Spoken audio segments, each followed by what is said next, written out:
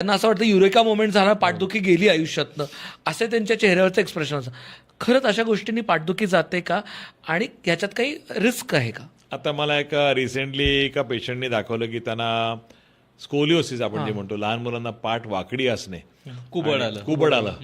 आणि त्यांनी असंच मला व्हिडिओ दाखवला की त्याचं ते त्यांनी केलं आणि त्या कुबडसाठी त्यांनी ते पूर्ण केलं मनोवर काळजी, आणि त्यांना खूप छान वाटलं आणि ते सरळ झालं म्हणून त्यांना सांगितलं. पण तो मुलगा जेव्हा माझ्याकडे आला तेव्हा त्याची ती पाठ तशीच वाकडी होती आणि ते म्हणाले की सर काही खरंच नाही झालं असं.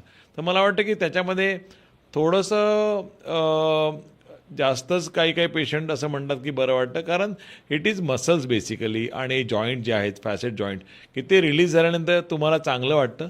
पण हे परमनंट सोल्युशन आहे का, तर मला वाटत नाही की ते परमनंट सोल्युशन आहे. ज्यांना त्रास होतोय, क्रॉनिक पेन आहे, कमी होत नाही आहे, त्यांना निदान करण्याची गरज आहे. सगळ्यात महत्त्वाचं की डायग्नोसिस हे खूप महत्त्वाचं आहे. आपण नुसतंच सुपरफिशियल करून फायदा नाही होणार आहे तुम्हाला, की हे याच्याने असं केलं किंवा तेल लावून मसाज केला बरं झालं, असं नाही आहे. ज्यांचा त्रास कमी होत नाही आहे त्यांनी नक्कीच स्पेशलिस्टकडे जावं, निदान करून घ्यावं, कारण ट्रीटमेंट